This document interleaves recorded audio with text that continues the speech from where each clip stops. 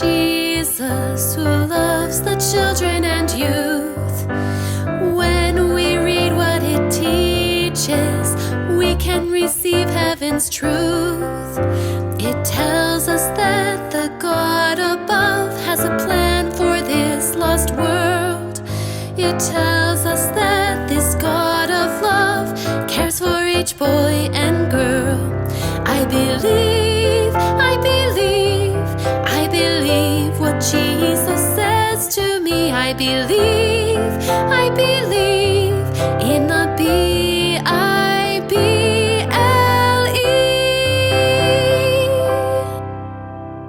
Hi friends, my name is Jonathan. And I'm his sister Michelle.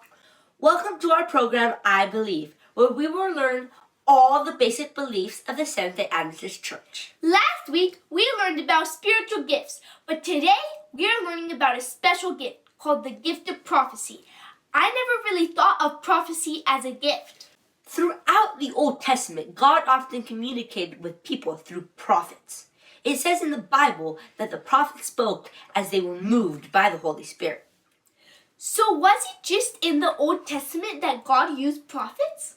They were not called prophets in the New Testament, but we still see that God also moved people. After Jesus ascended to heaven and his disciples came together with other believers, some of them were filled with the Holy Spirit and began to speak in other languages. So what about in more recent times? Has God used the gift of prophecy in our days? In the Bible, Jeremiah prophesied that God would use the gifts of prophecy in the end times. The Apostle John also mentioned that in the last days, God's church would have a special message from Jesus called the testimony of Jesus. That's interesting. So when did God give us this message? In 1842, a man named William Foy received a 2.5-hour vision where he saw events that would happen close to the second coming of Jesus. He shared this message with some people, and many were converted. 2 years later, a man named Hazen Foss was given a similar vision and was told to share it with others. He refused to obey, and the Spirit of God left him, and he was told that the message would be given to someone else. A few weeks later, in 1844, a third person, Ellen Harmon, was given a vision while at a prayer meeting with her friends. She was a shy teenager, but she decided to share the message God gave her. Once when William Foy heard the message Ellen was sharing, he recognized it as the same message he had been giving for a time. Hazen Foss also recognized it as the same message he received and warned her not to reject God's call as he had done. She was not very strong either, but God sent a strong man to help Ellen in her work. His name was James White. Isn't he the person she married? Yes, they were married a couple of years later, and Ellen White continued to share God's message for about 70 years. Through books, articles, and even letters. She also established many schools, hospitals, and publishing houses around the world. Our sentence for today talks about the gift of prophecy. The Lord has a gift for his remnant people to guide us day and night. This is the gift of prophecy. With the Bible, we discern aright. In visions and dreams, he shared his love through a girl named Ellen White. The Lord tells his church, he's by our side. He's there to show us the way. He's always there to comfort and guide, to teach us each and every day.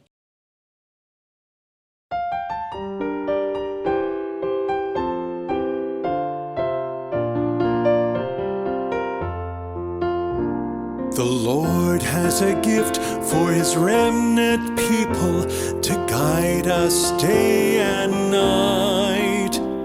This is the gift of prophecy. With the Bible we discern aright. The Lord tells his church he's by our side. He's there to show us the way. He's always there to comfort and guide, to teach us each and every day. The Lord has a gift for his remnant people, a message of truth and light.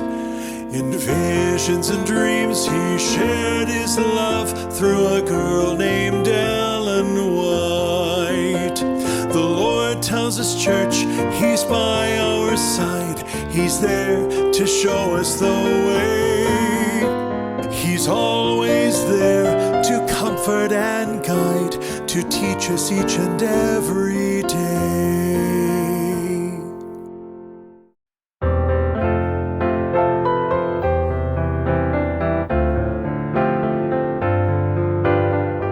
In Matthew, it says that at the end of time, many false prophets will rise up to deceive many. So we must test their claims. There are 4 ways to test a prophet. Number 1, does the prophet receive supernatural visions?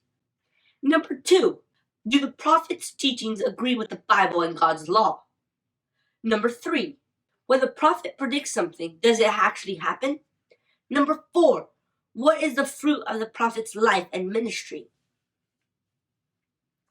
In her lifetime, Ellen G. White wrote 24 books, 5,000 articles, 200 tracts and pamphlets, and 2,000 handwritten letters.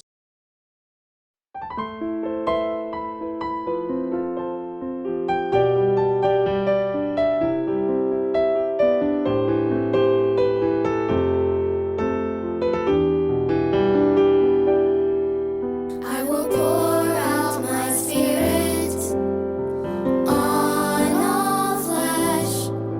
I will pour out my spirit on all flesh.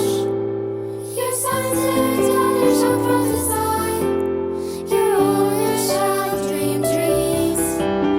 Your youngest shall see visions. Joel 2:28. I will pour out my spirit on all flesh. I will pour out my spirit on all flesh. Your sons and your daughters shall prophesy. Your oldest shall dream dreams. Your youngest shall see visions. Joel 2:28. I will pour out my spirit on all flesh. I will pour out my spirit on all flesh.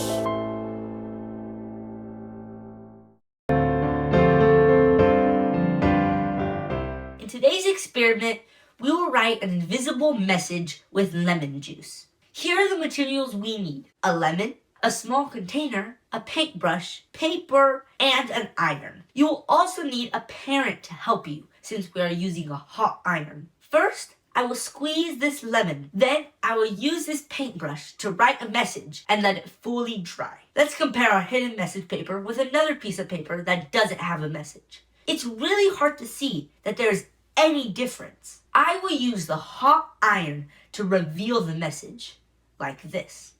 The lemon juice contains carbon compounds that are colorless at room temperature. The heat from the iron breaks down the compounds and releases the carbon. The carbon then oxidizes when it comes into contact with the air and turns brown, making the invisible message visible. It reminds me that the Bible talks about prophets and how some prophets are true and others are fake. It tells us to test these prophets so that we are not deceived. Just like the iron tested the papers to reveal which paper had the hidden message, so these texts will make it clear which prophets have the true message of God.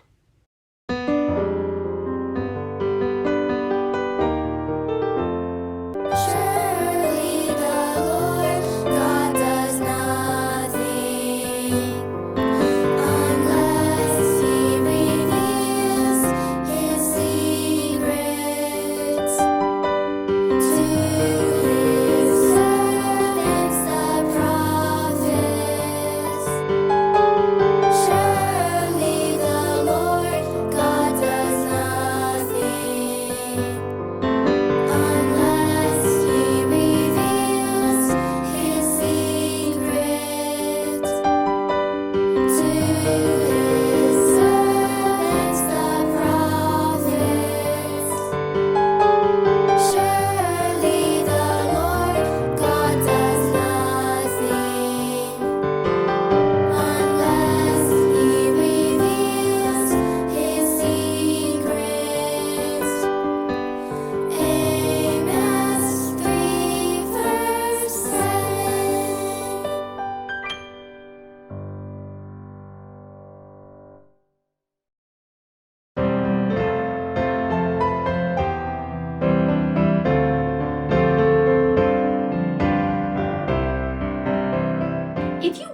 identify something, you need to know how to distinguish it from other things that might look similar to it.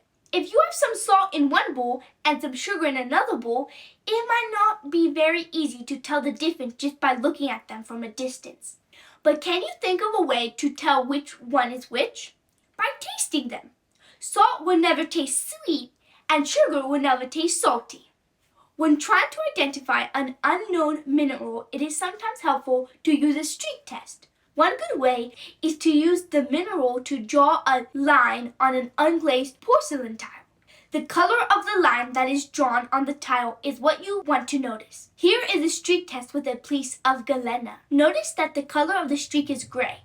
There is another mineral called hematite which can look very similar to galena, but the color of its streak is reddish.